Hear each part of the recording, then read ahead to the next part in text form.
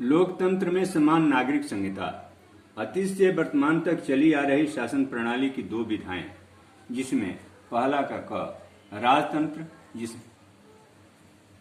जिसमें राजा और प्रजा का परस्पर संबंध चलता रहा। राजा प्रजा के साथ पुत्रवत व्यवहार करता तथा जनता राजा को जनक पिता के समान समझती थी। इस राजतंत्र में लोकतंत्र न्यायाधिक समाहित था।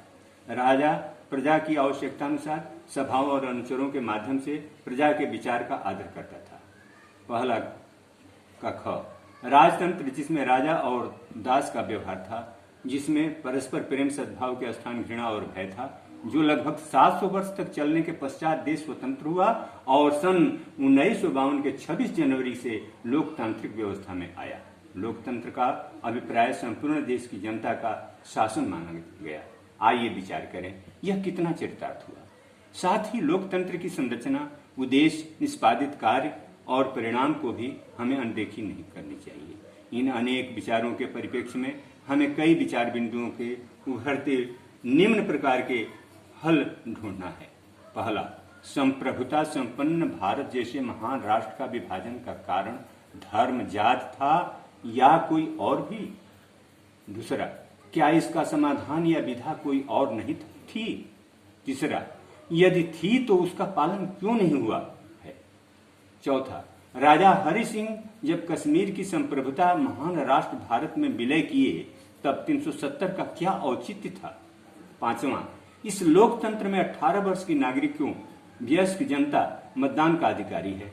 हर मत का मूल्य समान है, चाहे वह स्त्री पुरुष है या सब में बड़ा विद्वान या निरक्षर। तब हर नागरिक को समानता की श्रेणी में क्यों नहीं रखा जाता?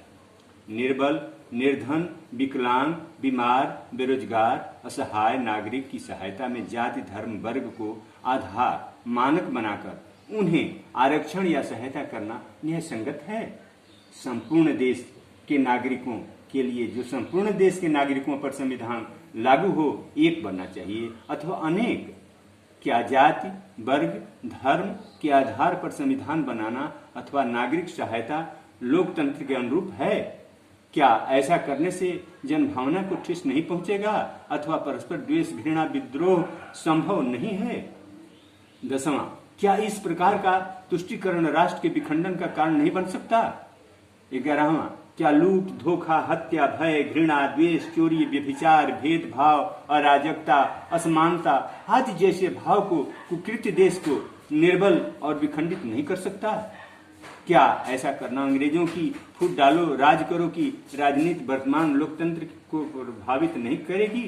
13वां, उपरोक्त बात बिंदुओं के समाधान में समान नागरिक संहिता विकल्प नहीं बन सकती। इस विकल्प का विरोध देश हित में है या जनहित में?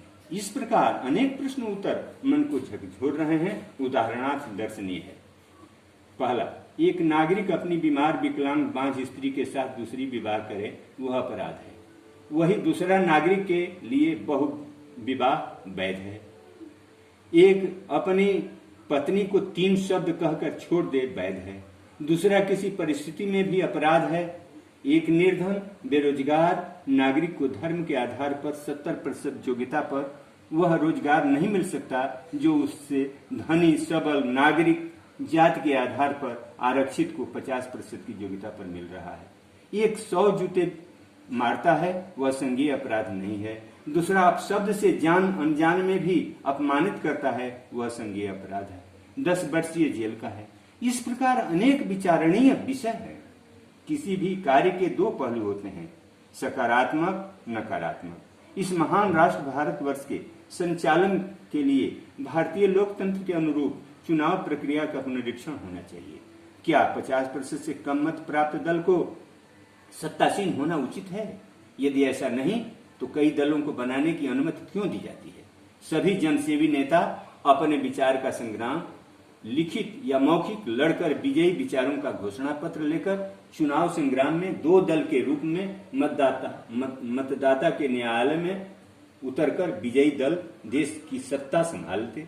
यदि ऐसा नहीं करते या गठजोड़ की सरकार बनाते हैं तो यह मतदाता को क्या धोखा देना नहीं है?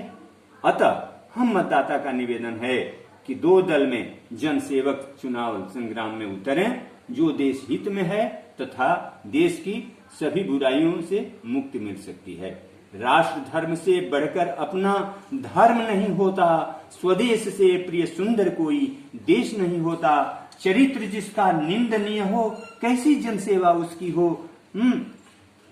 आपका घनश्याम पांडे, मोबाइल 9936737108।